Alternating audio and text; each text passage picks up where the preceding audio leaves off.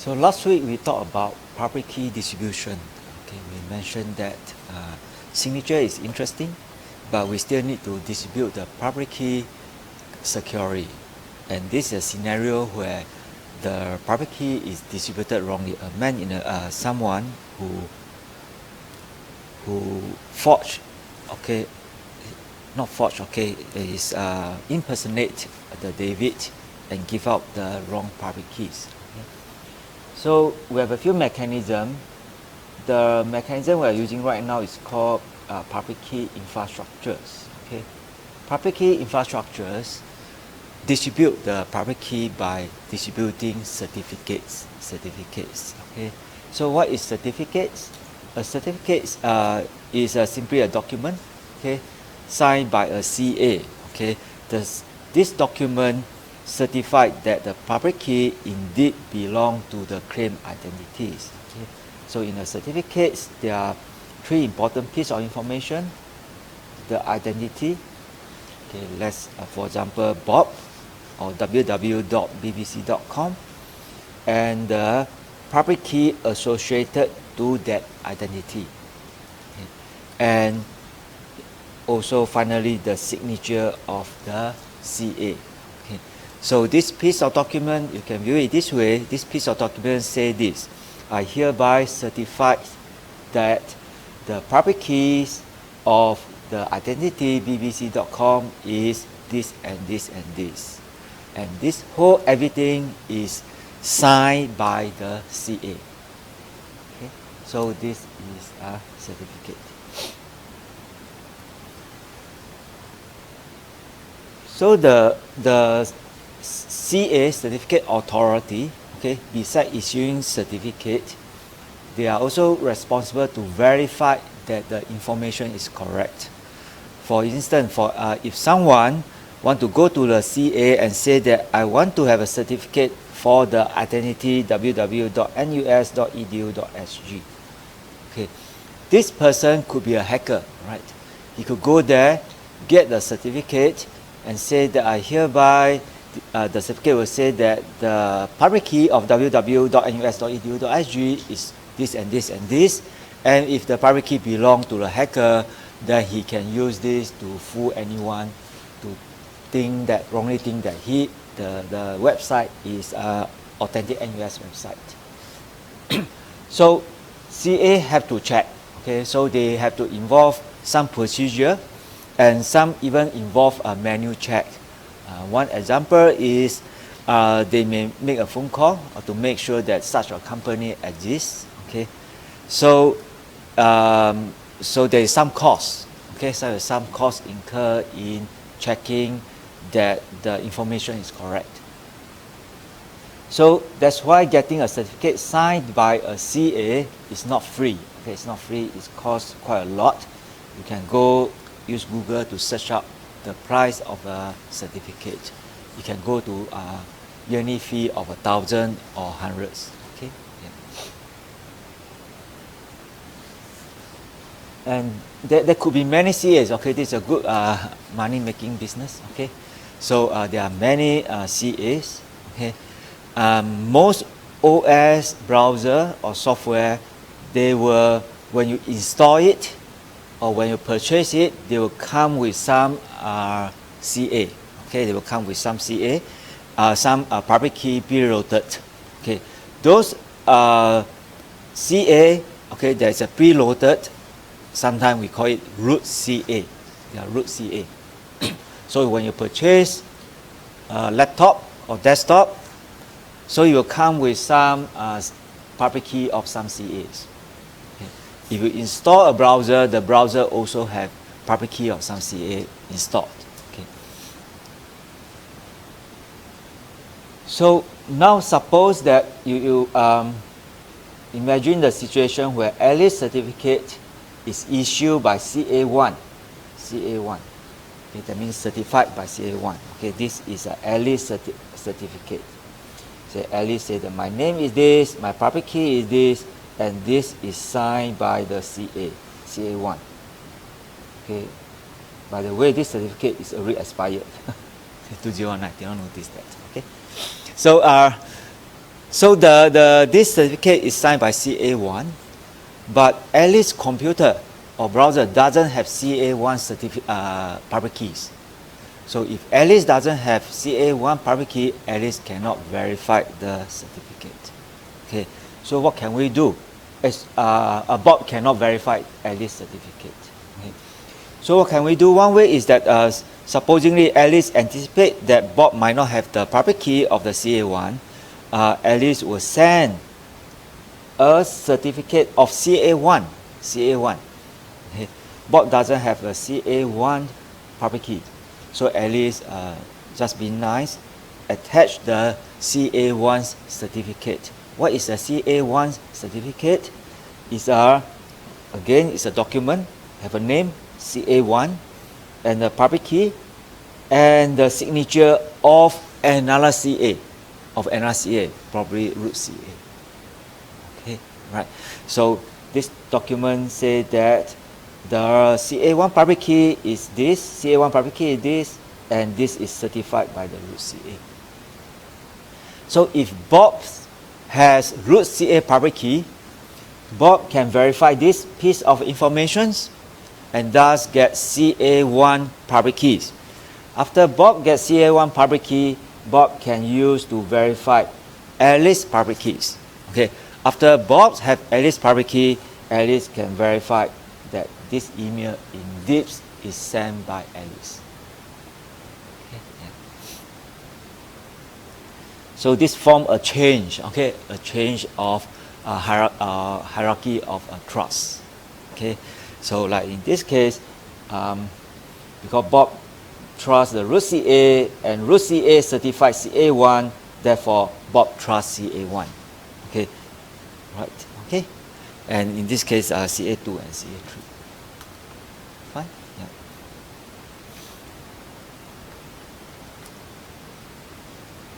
So occasionally when you use a browser, you surf the web, you may encounter this error message or warning messages, right? www.example.com use an invalid security certificate.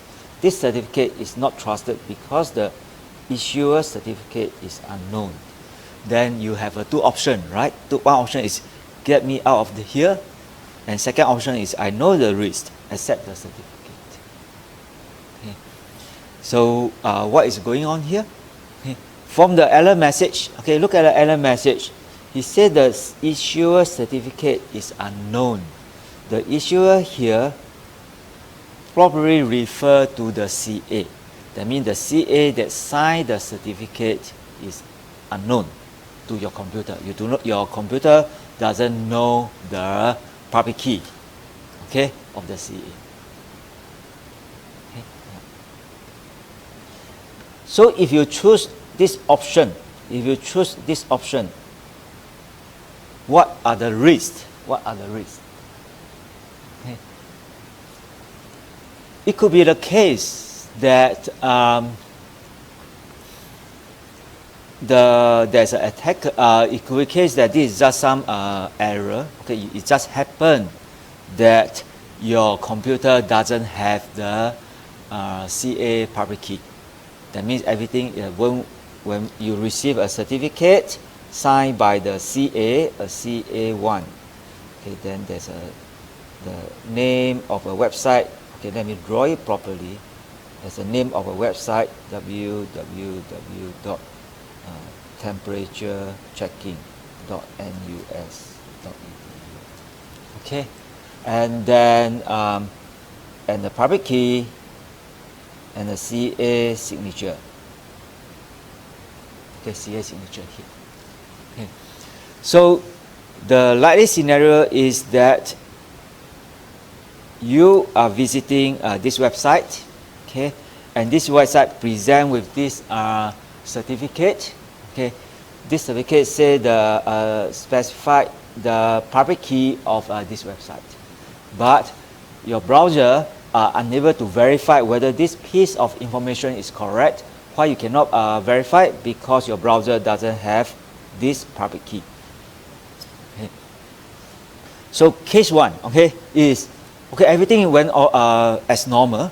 Okay, it just happened that your browser doesn't have the public key. So if in such case you know the risk, you accept the certificate and go on, then it's fine. Okay. The second case is that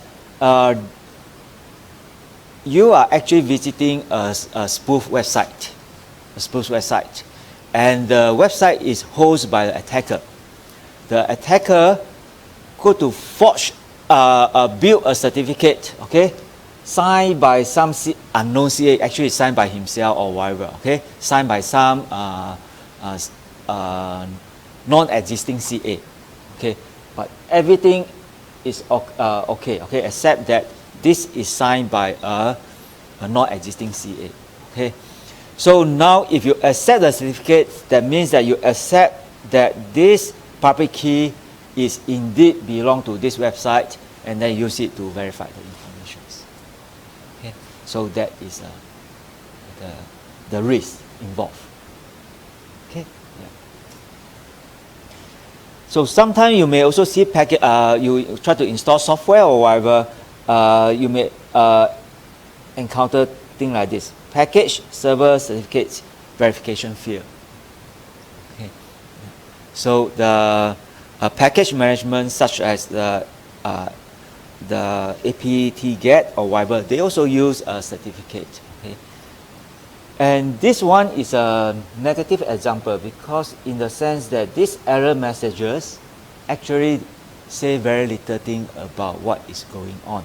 Okay, right. So this error message indicate there are some failure, okay, in verifying the certificate, but there are so many possible ways that the certificate verification can fail. For example, that no certificate, okay, they either didn't give you a certificate, no certificate authority, certificate expired, or the signature is not valid. Everything is there, but you verified the signature is not valid. There are so many cases. So in this case, we do not have further information to know what is going on. Okay. Certificate revocation. Okay. Sometimes certificate had to be revoked.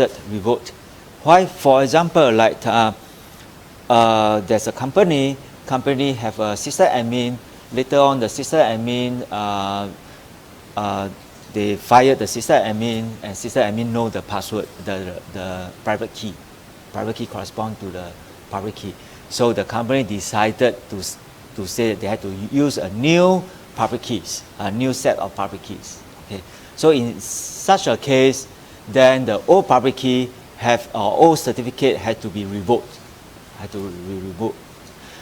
And another scenario could be the system is get compromised. Okay, the hacker go into a system and steal the private key.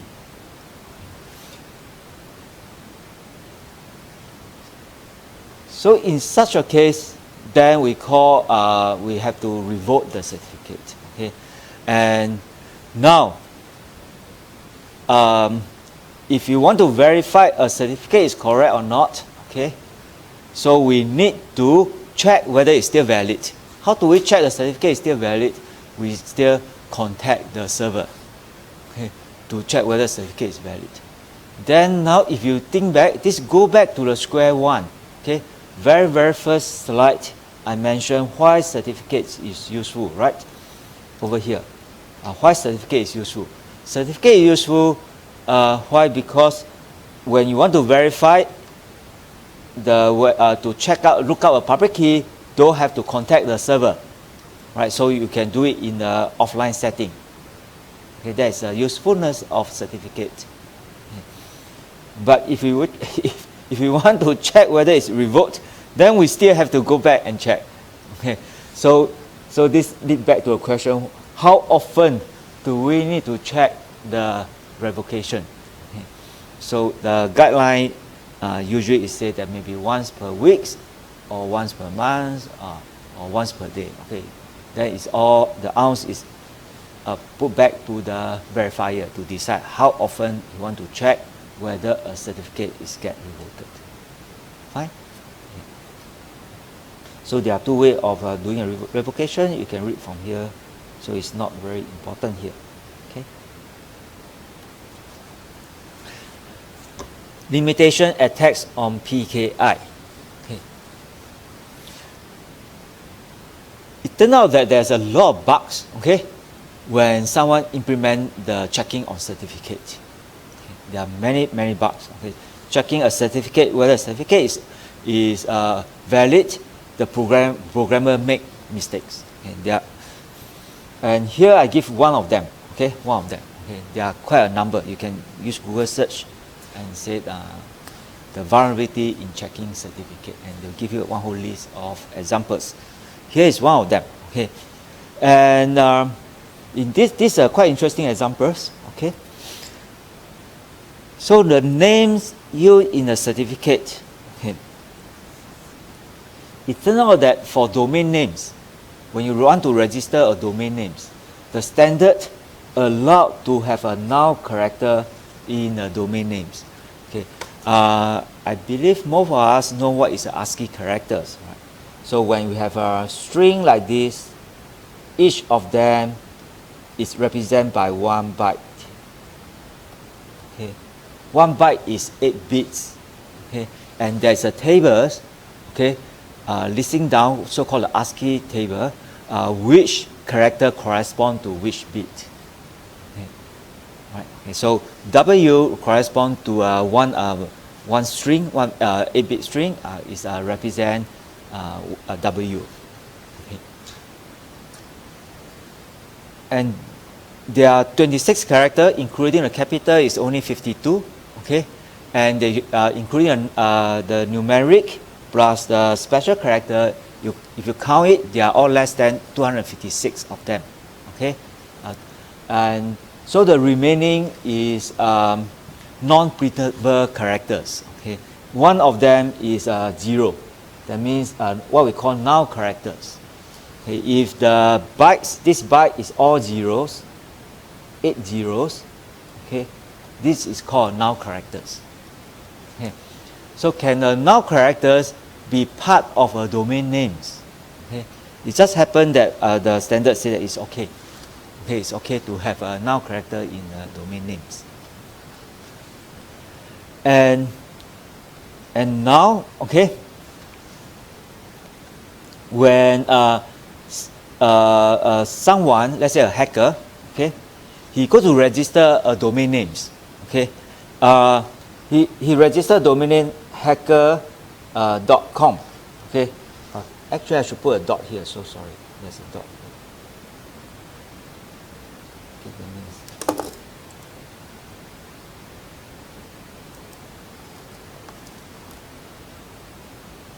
There's a dot here before the hacker. Okay. The hacker registered for a name domain called hacker.com. Hacker.com. Okay. And then he purchased a certificate so that anything, his certificate is anything dot hacker.com belong to him. Same as the example in the tutorial, right? star.nus.edu.sg. Okay. So that when he go to a certificate authority, he tell the certificate authority, I want to okay. So then when he want to get a domain name, then he could include a domain name of www.com.nus.edu.sg and then with null characters. So now when this string, okay, when your browser saw this certificate, okay, when he went to display this domain name on the address bar, okay, and let's suppose using the C printf, okay, there are many ways to print out, many subroutine that can use to print out a string. Let's suppose you use the C library called printf. You will treat a null character as an indication of the end of the string. Okay. So what display on the browser will be www.com.nus.edu.sg. Okay. And the browser program will try to verify whether the certificate is correct. Okay. He will based on this name, okay, and found that this belong to star star.hacker.com. Okay, you treat this as a star.hacker.com. Okay, if we treat this as star.hacker.com, then he check whether the public key is correct. Okay, the public key, then the certificate is correct. Okay, then he check everything, and okay, everything went through. Okay, so that means that what is displayed and what is actually verified are two different entities. Okay, yeah. So this the viewer thought that they are connecting through HTTPS, but in fact it's connecting to A. Okay, yeah.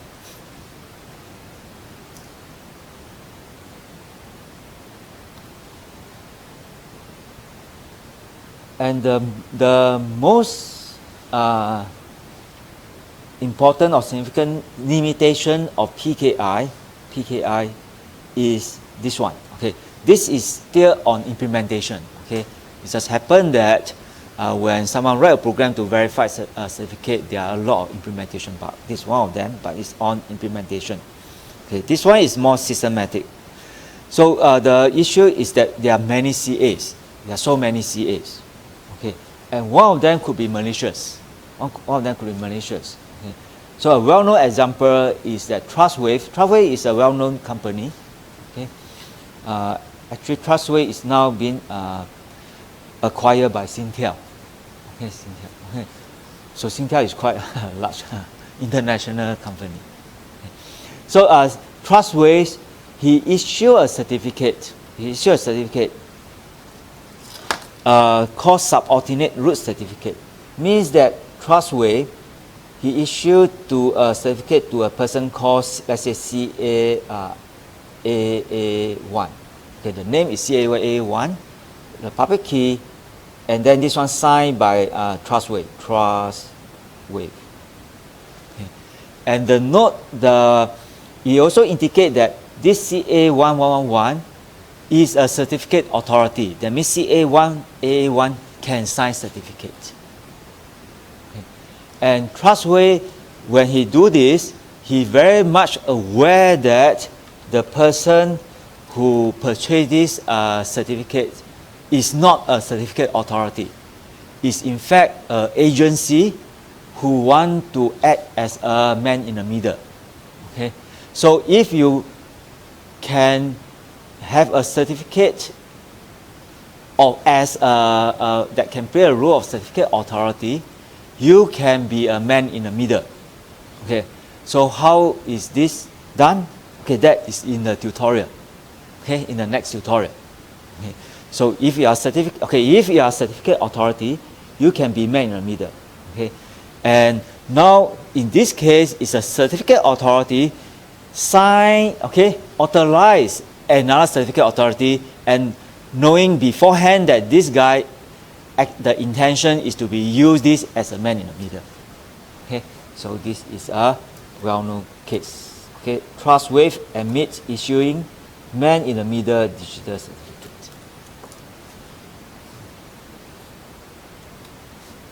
So another case of abuse is a Superfish scandal.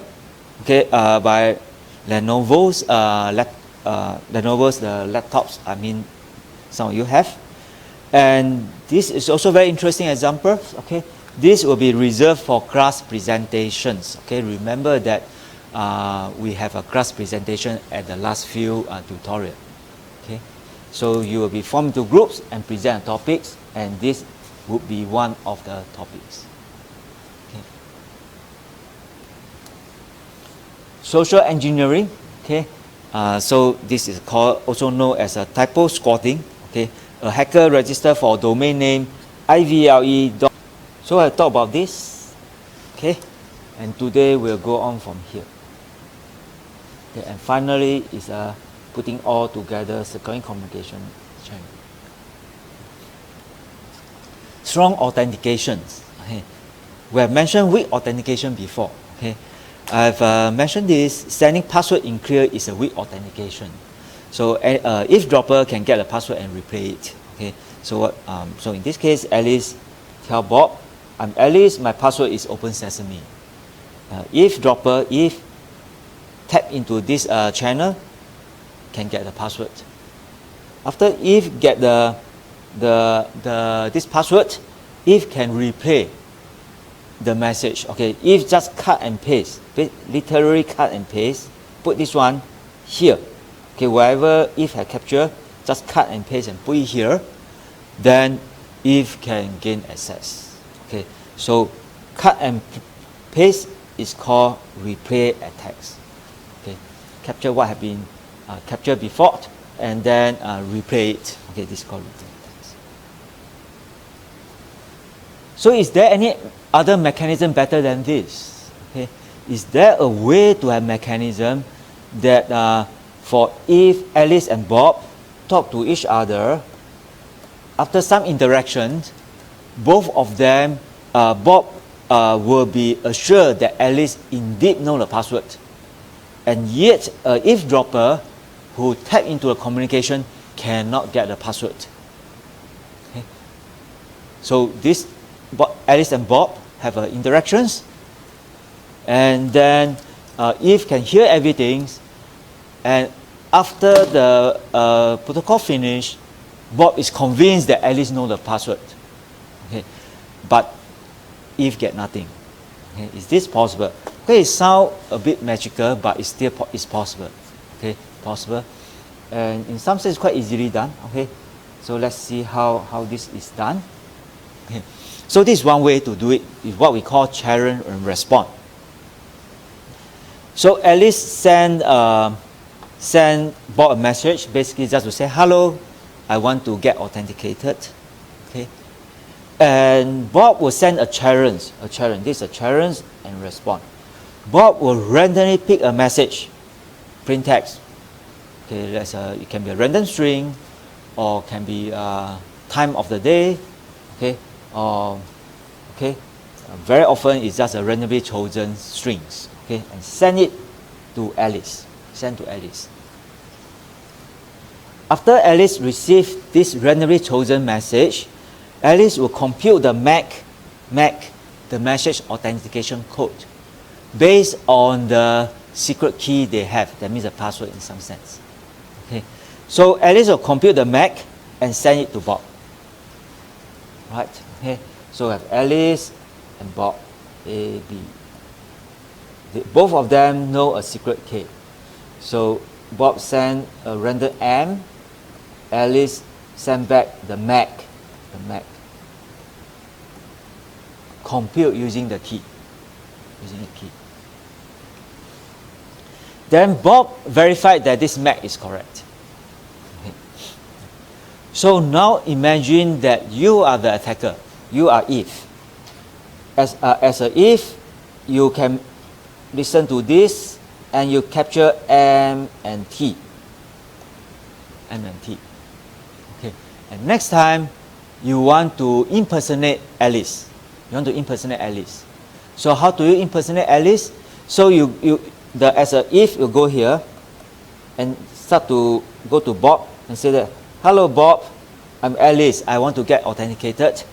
Bob will send a message M prime. Okay, M prime. Okay, to Eve. Now can Eve generate the MAC for M prime? No, because Eve doesn't have the secret key.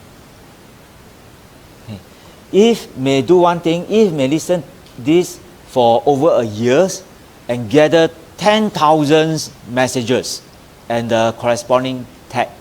Okay, Eve sit here, listen to the communication for 1 year, then he get M1, T1, M2, T2.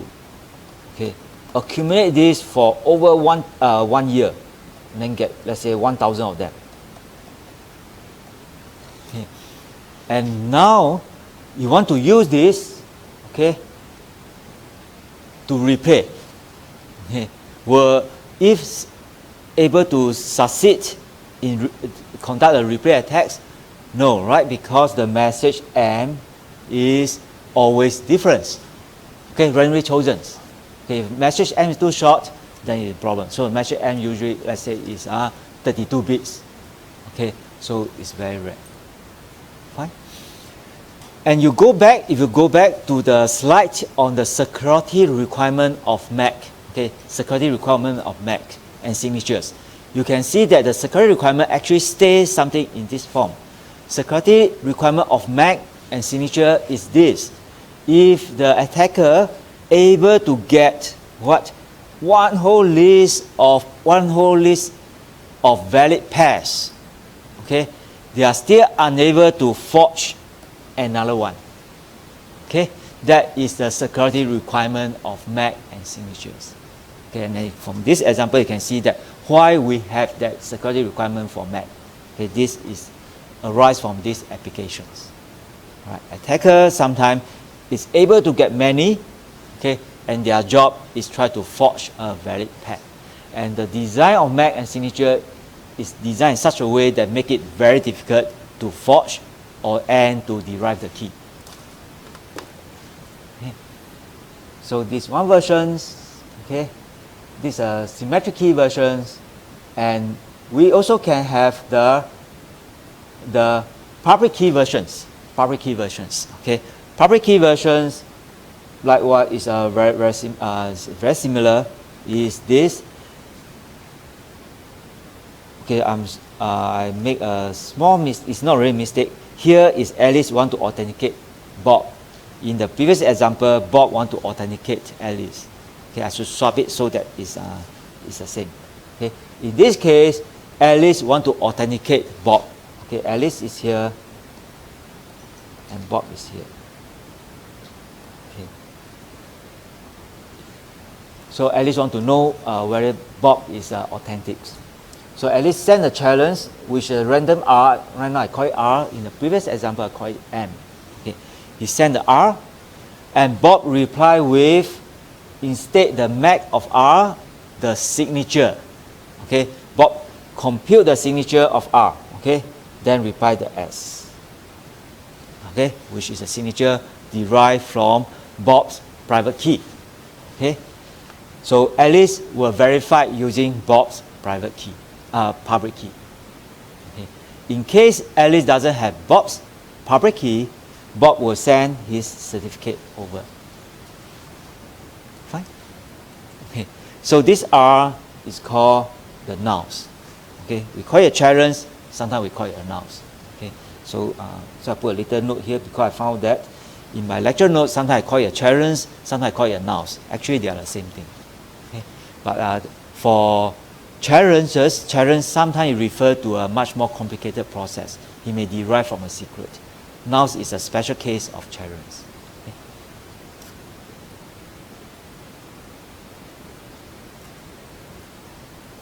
Okay, after we have this, okay, you may have noticed that over here in this few slides, when I mention the adversary, I refer to if. That means the eavesdropper. Okay, the adversary can only listen. Okay, what if the adversary is a man in the middle? He not only can listen, he can modify, he can spoof. Okay, or sometimes we call a man in the middle. Okay.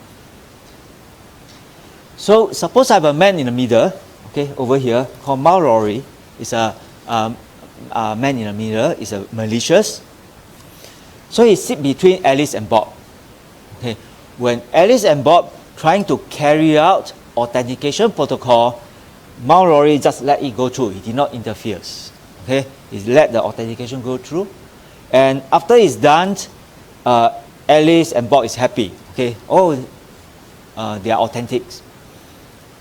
At that point, Mallory, the malicious man in the middle, take over the communications. Okay, and then become the Alice. Okay, so the authentication become meaningless, right? Okay, these two want to get authenticated. Okay, so okay, let them do the authentications. Okay, after they are done, they are happy. Then the man in the middle step in and take over the communications. Okay, so okay, it doesn't achieve the purpose. Okay, so that's why just now when we mentioned the authentication protocol, we make the assumptions the attacker can only listen. He cannot spoof. He cannot modify it. Okay, there are cases like that. For example, like you want to get authenticated to a door access. After get authenticated, the door open. Okay, we assume that attacker cannot listen to the tap into the reader to the magnet. Okay, so he cannot tap into it of the door. Okay, so there are scenarios that attacker can only sniff but cannot modify it. But in many cases, for example, we are using communication protocol like using HTTP. We know that the attacker indeed has the capability of modify, sniff, listen, modify, replace, and it can be a man in the middle. So in such a case, what should we do? Then there is something called authenticated key exchange. Okay, the idea is to do this. Okay, we use something called authenticated key exchange. Okay, this is a process. Okay, after this process, both sides happy that they are authentic, and the outcome, the result of this authentication, in fact, is a key. Besides that, they come up with a keys. Okay, and both sides have these keys. Okay, so that means that phase one, they will do authenticated key exchange, sometimes called handshake in SSL. The result, the outcome of this is both sides happy that they are authenticated. Okay, they are authentic, and also an outcome of a key that only these two parties will know. Okay, this key can be called a temporary key, but more commonly called a session key. Okay, after they get these session keys, subsequent communication will be protected using this key. Protected in what sense? Using encryptions and using MAC. Okay, fine. So this is the idea. We'll go to a more detail later. Okay, yeah. So that means that there's a process called authenticated key exchange. He will carry out two tasks. He will try to authenticate both party or one party or both party, and generate a keys that's known by the authenticated entities. Fine. Okay, so now we are going to do authenticated key exchange. Before we do authenticated key exchange, okay, there's this authenticated key exchange. Okay, before we do authenticated key exchange, let's do key exchange first. Okay, right? Okay. Key exchange. In key exchange is a protocol, and when we talk about key exchange, they may not have authentications. Okay, so key exchange right now we also consider an attacker who can only listen. Okay, let's do this first. Okay, let's look at the adversary who can only listen, that is secure against if. Okay, yeah. So what is a key exchange? You imagine a scenario: Alice and Bob is talking over the old traditional phone, not a mobile phone. They are talking to each other over the phone. Okay, and now Alice said that, "Hey Bob, I have some gossip I want to tell you." Okay, but then they worry that someone, okay, is maybe overhearing their communication. Okay, in the old phone, you may not know that there's a possible that over the somewhere in the line, someone pick up can intercept and listen, right? Okay, so Alice said that, okay, I have some gossip to tell you, but Eve may overheard our messages. Okay, so what can we do? Okay, so now they will carry out some protocol called key exchange. They'll carry out a protocol called key exchange. After the key exchange is done, both sides will get a key, will agree on the key. And if who overheard the message will not able to know the key. Okay, maybe another better example is that I have one student sitting here and one student sitting here, there. And this student say that, okay, I want some gossip to tell you, but the whole class can overheard our communication, right? Our voice. So what should we do? So the student Alice and the Bob here, they will shout. They start to carry out this protocol by shouting. So whole class can hear what they said. Okay, you shout something, and then this guy shout something, and then over. After a while, after this is done, Alice and Bob will have a common key. Okay, the rest of us in the class have no idea what is this key. Okay, sound a bit magical again, right? Okay, they start to shout to each other. Okay, blah blah blah blah blah, and then yet the rest of us doesn't know the key, and these two know the key. Okay, so this problem is called key exchange. Okay, likewise, we assume if a malicious if, okay, can only listen. The rest of the class cannot interfere to this protocol. We cannot shout something. We can only listen. Okay, yeah. So how to do it? Okay, so the next slide gives something called using PKC, and there's another well-known is using Diffie-Hellman key exchange. Diffie-Hellman key exchange is in some sense better because he can achieve additional security called forward secrecy, but we will not do it in this class. Okay. So how to do this? It sounds magical, but actually very easy if you know public key cryptography like RSA. Okay, this is one example. Okay, how to do it? So I have these two persons shouting over the air. Okay, Alice over here will generate a public keys and private key, a pair of public and private key, which generate called KE and KD. So generate this. Then Alice shout over the air. He shout very loud, say that my public key is this. My public key is this. Then Bob, what does Bob do? Bob choose the secret key. They want to the shared secret key. Bob choose a randomly chosen secret K. Okay, encrypt using the public key and shout over. Okay, give it to Alice the ciphertext. Okay, now Alice decrypt the ciphertext to get K using the private key. By the security requirement of the public key, okay, cryptography, the rest of the class or the if who overheard the communication here can if obtain the K? No.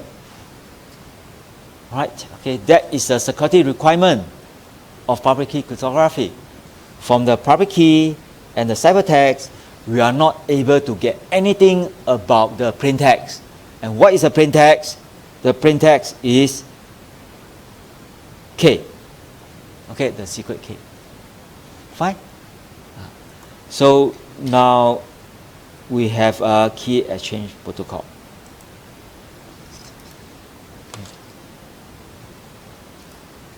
So in this scheme, okay, there's some limitation in this scheme is that the generation of KE and KD usually are very slow. Okay. So now instead of using an online to generate on the fly, very often we reuse the public key. Okay, and that is the most standard actually use this way. Okay, they reuse it, but if you reuse it, then there is some limitation. Okay, where we will not go into detail, which is the forward secrecy. There are some limitations. Okay, where we will not do it here. Another version is use Diffie-Hellman key exchange. Diffie-Hellman key exchange. Okay. In Diffie-Hellman key exchange, achieve the same purpose. Okay. Now the process is this. Okay. First, you have to they have to agree on some standard parameters. In this case, it's a G and the P, where P is a large prime numbers. Maybe I use this example, it's better. Okay. So first, they agree on the two numbers. Okay, both sides know this so-called parity parameter. Alice and Bob know this. Bob also know this. Okay, they know the G and the P. P here is a prime number. G is what we call a generator. So Alice randomly choose a value A. Let's say 15. Okay. Bob choose a value B, called, let's suppose, is 8. Okay. So Alice shout over the air, x. What is x? He take g raised to the power a modulo p. Okay, take 2 raised to the power 15 modulo 23 happen to be 16. So Alice will shout 16. Okay, and Bob will receive the value 16. Okay. Bob also shout over. Bob takes his value 8. Take 2 raised to the power 8 modulo 23 happen to be 3. So Bob will shout 3. Okay, Alice will shout 16. Bob will shout 3s. Okay. Now, Alice, after receive 3, you take 3 raised to the power of 15. Okay, take modulo 23, and this happen to be 12. Okay, Bob, likewise, take 3. Bob receives 16. Take 16 raised to the power 8. 8 come from here. Modulo 23 become 12. So the common key is 12. Okay. So why will this work? You look at this. Why will this work? What is 12?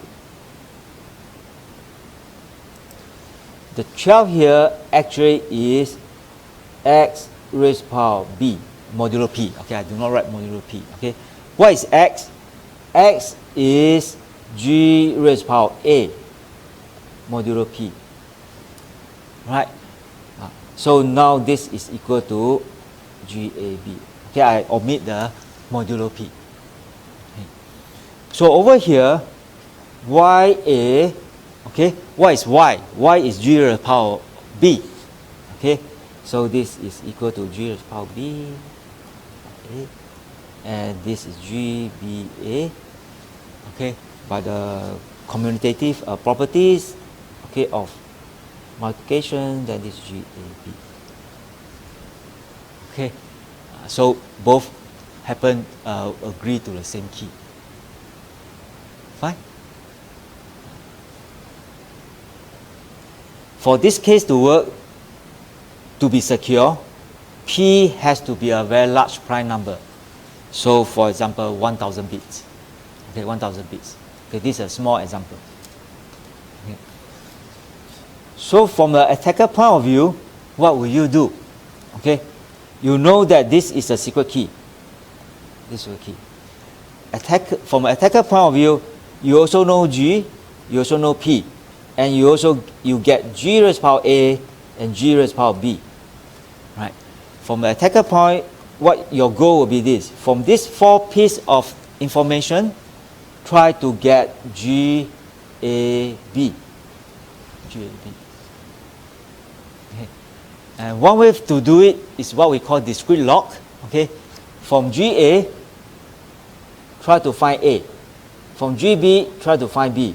After you get A and B, you get GAB. This is attacker, right? Okay, this is called discrete log. Okay.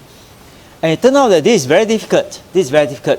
Okay, for small example, you can try it one by one. Okay, I received 16. Okay, I received 16. I try to get the A. What should I do? I take G. I take 2. G is G squared, G cubed, G fourth. Keep doing this and see which one corresponds to 16. Okay, this can be done, but it will take very long time if P is large, 1000 bits. Right, okay. If P is 1000 bits, you have to try G1, G2, G3 up to P. Okay, this will take very long times. And this is one way of doing it. Is there a better way of doing it? There are better way of doing it, but it's still exhaustive in nature. Okay, for 1000 bits, usually it will take around maybe 2 raised to the power of 64 or something around that range. Okay, there's a formula to estimate what is the number of search required. Okay, yeah, for 1000 bit maybe equivalent to 64 or I do not know 1000 bit correspond. Maybe 1000 bit could be 64 or 100 bits. Okay, yeah. So discrete log is difficult. Okay, this is called discrete log. To get from GA, you get A. Okay.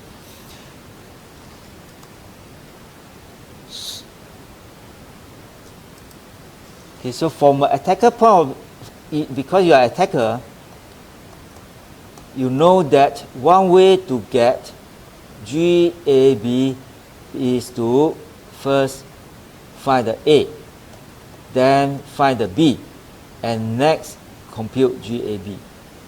And the way to do it, this is called discrete log. Discrete log. Okay, and it's quite well known that discrete log is computationally infeasible, very difficult. Then as an attacker, then you will say that I will try to think out of the box. I try to sidestep this difficulty. So instead of using this discrete log, maybe I have another method that directly get the GAB. Okay, directly get the GAB, right? I don't want to use discrete log. I directly get G raised power AB from these 4 pieces of information. Okay, maybe there's a way to do it. Okay, and this is known, this is believed to be difficult. Okay, and this problem is called computational Diffie-Hellman assumption, CDH. Okay, given GA, given GB, find GAB. Fine? Yeah. So I believe that this is difficult. So Diffie-Hellman key exchange is secure based on the assumption that computational Diffie-Hellman is difficult. Okay. It sounds that you look at this, it's like, hey, this guy is cheating, man. Okay. They say that they come up with a scheme and say that my scheme is secure, assuming that my scheme is secure. Okay, right? It's very self-fulfilling, right? They are saying that, okay, it's self-fulfilling is that you say that okay, my scheme is secure because it's difficult, okay, to break it. Okay, this scheme is secure because it's very difficult to break it. Okay, in some sense like that. But nevertheless, over the year, researcher, the community had trying to break the system, okay, and found it that very difficult. In fact, there are many evidence, okay, to show that indeed this is a difficult problems. Indeed, these are difficult problems. Okay. And one interesting about this method compared to the RSA method, public key. This one, public key, you can use RSA to do it. Okay. One is that this compared to this one is that the operation here, you look at this, the main operation here is a exponentiation, to do exponentiations. Okay. And this can be applied to any algebraic groups. You take any groups, you can have these properties. So if you want to use Diffie-Hellman key exchange, not necessary to choose a prime and use integer. You can use something else. You can use some other groups. Okay. So the cryptography community, they actively search for these other groups where the CDH applied. Okay. And you may have heard of this term called elliptic curve cryptography, ECC. Okay. They are based on the groups elliptic curve where CDH are believed to hold. Okay. If you use this ECC, they are better than normal groups in the sense that the number of bits required to represent each item can be smaller. Okay. If you want to use this prime number for this to be secure, following NIST recommendation, P has to be 2000 bits. Okay. If you're using ECC, it can be 300 bits. Okay. Okay, this scheme, okay, although it's interesting, is good, okay, but he still cannot guard against malicious adversary. Okay, we're still back to square one, right? So in this case, this key exchange, he only work for adversary who can only listen. Like I will have Alice here and Bob here, they shout over the air. The rest of the class can only listen. What if there is someone who can impersonate, act as a man in the middle, impersonate Bob or impersonate Alice, in the sense that this man in the middle, he is the man in the middle in this communication. Okay, so when Alice and Bob want to carry out key exchange, he pretend to be Bob, Then they carry out key exchange here, carry out key exchange here. Then you get the key called KA and key called KB. And now when Alice want to encrypt something to send to Bob, Alice will encrypt using KA, send to Bob. This guy intercept the message, decrypt it, get the message, and encrypt using KB and send to Bob. Okay, so now we're back to square one again. Okay, so the man in the middle get all the messages, right? Right, you can see what the man in the middle can do, right? The man in the middle, they establish this key, okay, separately. Okay. When Alice wants to send a message M, Alice will encrypt M using EA, KA, send to Mallory, right?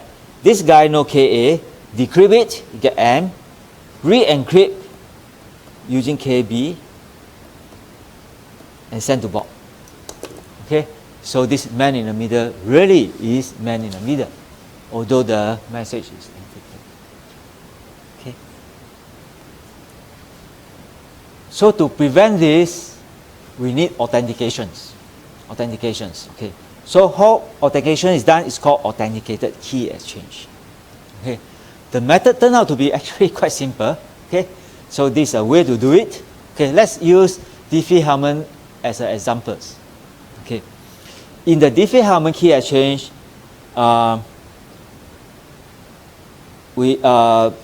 Alice just send X over, Bob send Y over.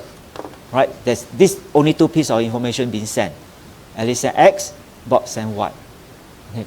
In authenticated key exchange, very simple. How do we make sure that this X and Y are not being tampered with, are not being spoofed, or get Alice and Bob to sign their message? Right? If they sign a message, the message must be coming from Alice or Bob. Okay? So this is the method. So we have this scheme called authenticated key exchange. When authenticated key exchange is applied on Diffie-Hellman, we call this station-to-station protocol, just a name. Okay? So now in this case, Alice wants to authenticate B.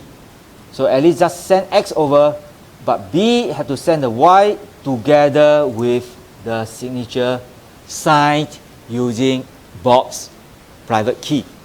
Okay? Then Alice verified that the signature is correct. After the protocol is done, Alice very sure that this Y is coming from Bob. Okay? So Alice compute the key K.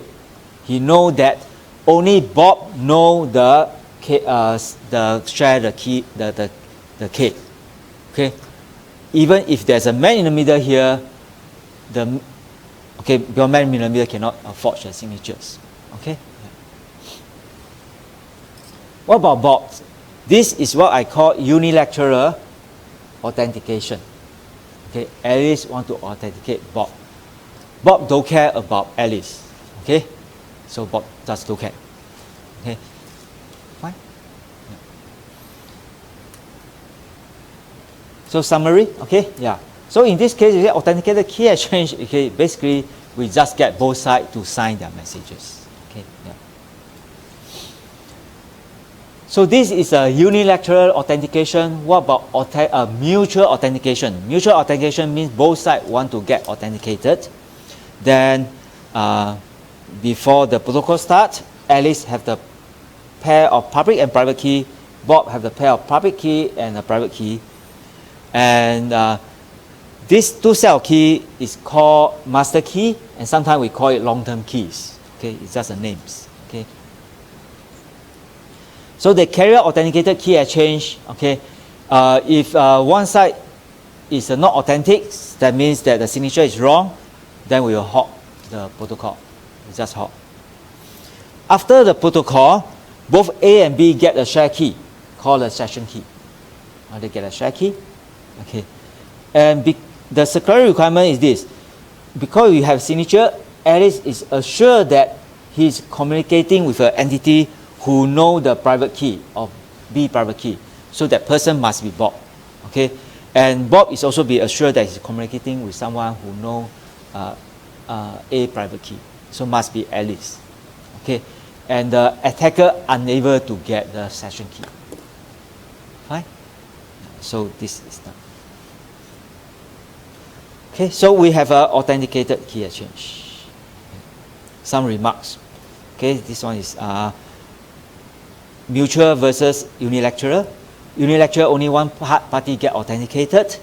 So what is the examples? Okay, suppose Alice or you want to go to a website, bbc.com.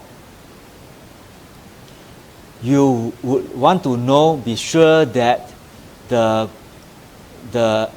server you talk to indeed is bbc.com, not someone who spoofed a website. Okay, and in this case, Alice want to be sure, so BBC has to be get authenticated. But from the server point of view, does he care about who is visiting him? He don't care. Okay, so that's why it's a unilateral authentication. Okay. So one example is that if you go to you receive emails show you a website, let's say www.nus.edu.sg. Okay, and you click on it, okay, then this is a question you want to ask, right? You receive an email show you a website, show you a link. The link is www.nus.edu.sg, or maybe not www, it's a temperature. Okay, you receive an email. Hello, Alice. Okay, it's very important. You have to declare your temperature every day. Okay, here is an email. Click on the link to declare your temperatures. So you click on the link, and the link asks you to key in your password, NUS ID and password. You key in your NUS ID and you key in your password. Then you declare your temperatures. Then you're very happy. You come to school. Then while you're taking the MRT, then you something, ding. Is the website authentic? Right? You may wonder, is the website just now I click authentic? Okay. So that is a question, okay, that we are going to do later on. Okay. Okay. So that's why you need to authenticate. Okay. Make sure that the person that the website is what he claimed to be. Okay.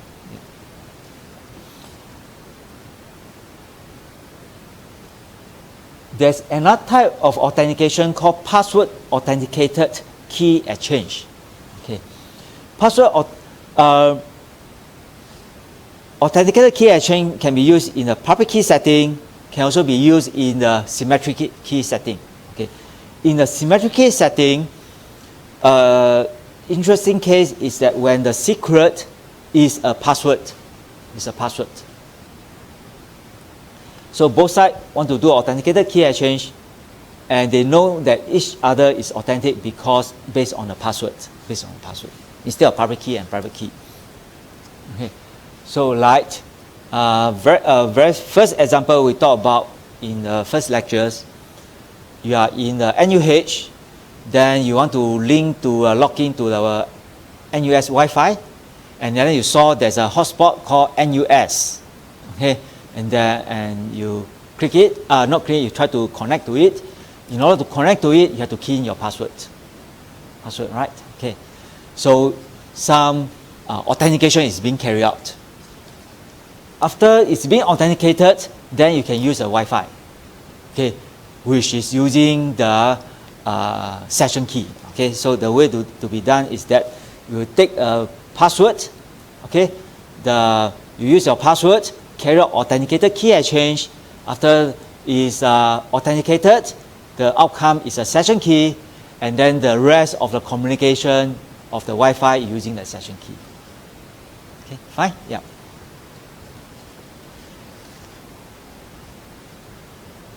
So there's something between password and secret key. I mentioned before, password usually is very short. Your password is generated by human. It's very short. Okay. So now, okay, you said, just now I mentioned that, it's very easy to get the authenticated key exchange. You just take key exchange and then sign using signature. If you don't have signature, then you just sign it using MAC.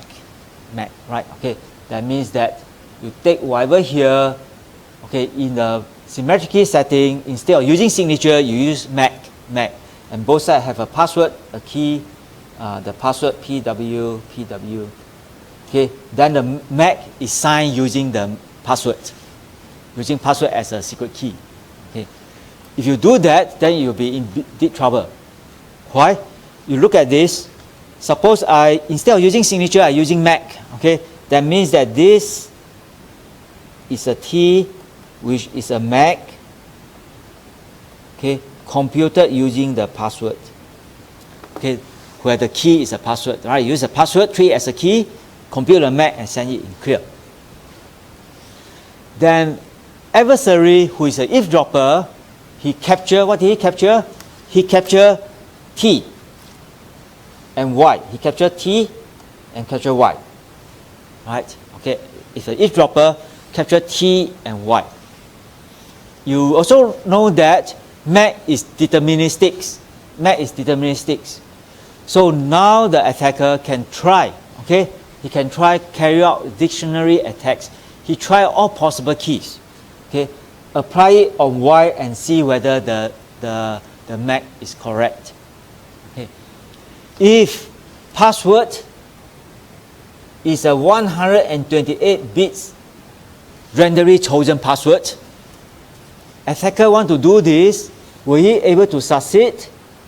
If you try to do this, he will take very long times because there are 2 raised to the power 128 possible password bits, right? It will take wait long. That's what I said before. Okay, but as I said, we know beforehand, said before, password is usually very short. Many people choose very short passwords. Okay, and password are from a dictionary, English words. Okay, maybe. Okay, so now attacker, in this case, attacker can carry out what we call offline dictionary attacks, as we do it in the tutorial, right? Okay, he carry out offline dictionary attacks. Okay, then he carry out offline dictionary attacks, then he able to get the password. Okay, fine, yeah. So that's why password authenticated key exchange is slightly more complicated. They have a separate requirement. Okay, that it has to be secure against offline dictionary attacks. That means even if the password is short, attacker is not able to get the password. Okay, so there's an additional requirement. Okay, and we're not going into details. Okay, yeah. So there are some examples.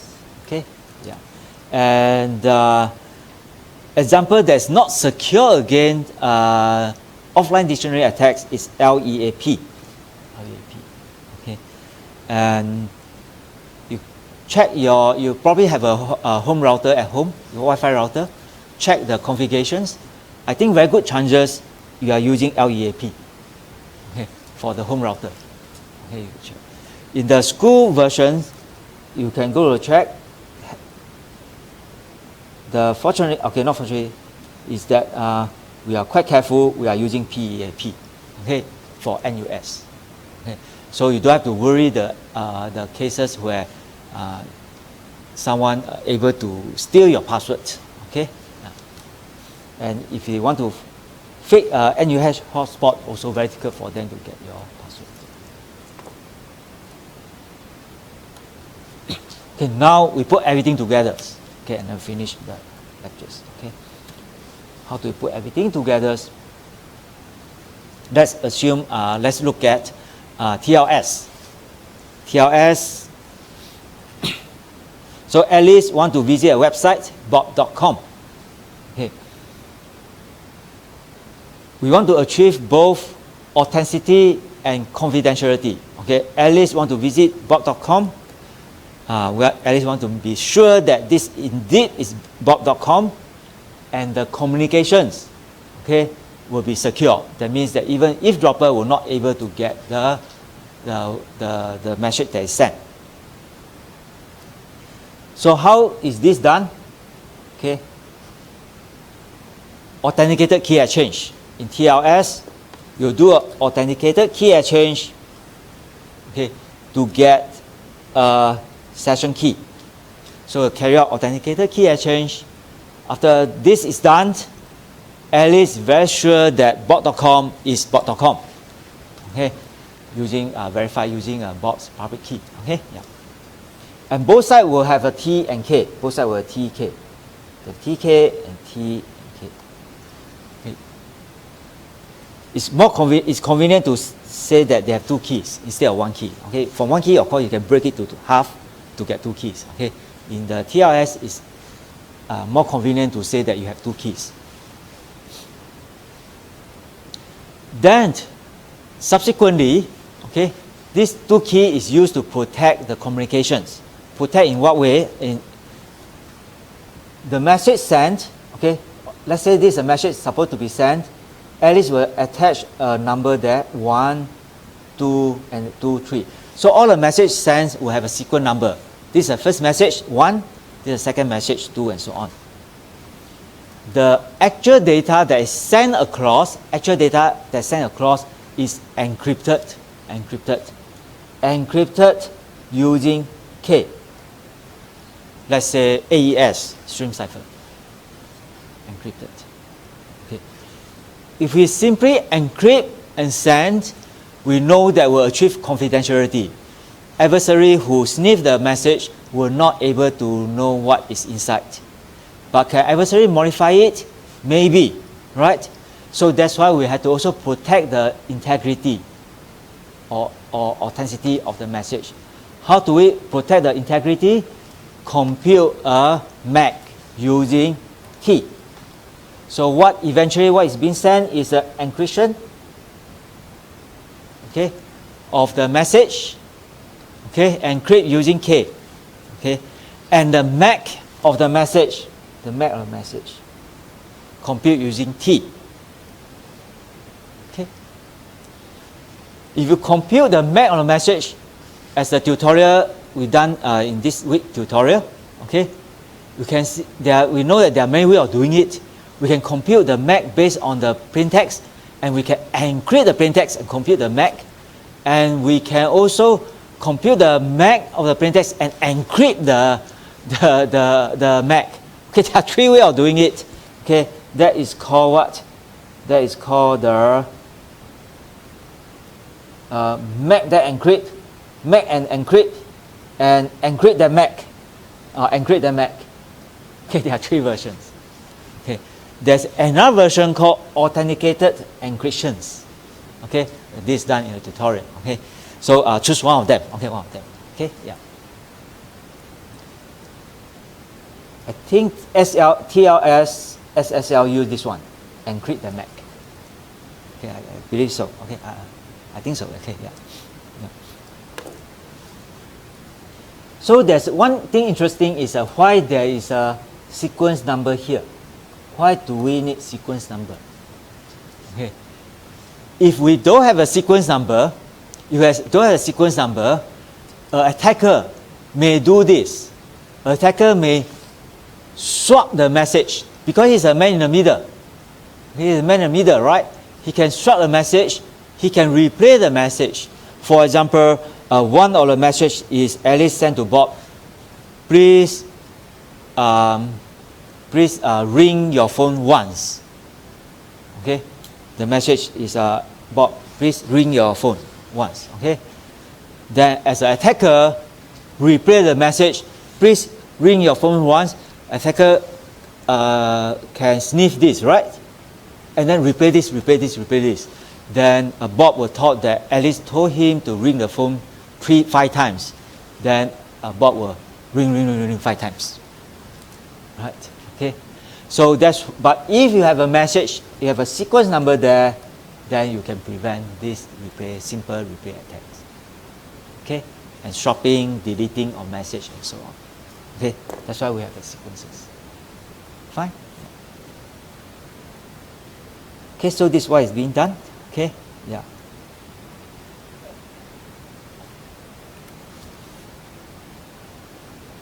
So we also know that we need a way to distribute public keys. Okay, we need to know a public key. How is this done? TLS use PKI to distribute a public key. That means that if Alice need to know the Bob public key, Bob will just send a certificate. Maybe I'll show you this one better. Okay, this is actual protocol. Okay, for TLS. TLS call it handshake. Okay, TLS handshake. This is TLS handshake is an authenticated key exchange. So this is the detail of the handshake protocol. Okay, first is someone want to go connect to the server. So this server, let's say, is a bob.com. Okay, this is a typical usage. Okay, let's say bob.com. Okay, so the client will initiate the connection, right? Server will just wait. Server will just sit there and wait for people to connect to him. The client will initiate the connection. Client will say, "Hello, server, I want to connect. I want to visit your website." Okay, and for TLS handshake, they also have one piece of thing here called a negotiation of the suite. That means that to carry out the authentication and encryption, there are many possible choices. Should I use AES stream cipher, or should I use 3DES, or should I use RSA for authentication, or should I use HMAC, or should I use CBC MAC? So there are a lot of different parameters, right? Okay, and the length of the key. Should I want to have 256 AES key or 128 AES key for subsequent connection, all right? So this had to be established or negotiated. So the client will indicate her choice, okay? Okay, so these are the type of crypto I want to use, okay? The server will reply with his choice. He can say, confirm, okay, as you propose, I want to use this, or server can also counter propose, okay? So, okay, this is the crypto we are going to use in our authentication and subsequent protection. The server will also send the certificate, okay? Okay, that means it's public key to the client. So at this point, the client will have the public key, and then they carry out the key exchange. Okay, key exchange.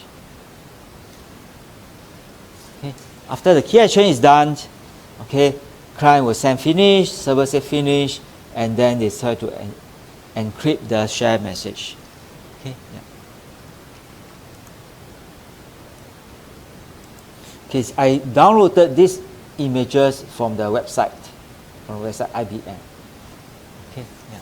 As I said before, a lot of time people treat encryptions as the only way to protect messages. Okay. So like you look at these images, he said that exchange messages encrypted with shared secret key. Okay. You forget about a very important thing. What is that? The integrity and authenticity. Okay. So it's not only encryptions, it also the authenticity had to be done using message authentication code. Okay. So that's why when I write such a thing, usually I would prefer to say, instead of using the word encrypted, I will use the word protected. Okay, protected. Right. Protected may imply you have a confidentiality and integrity. Okay. Yeah.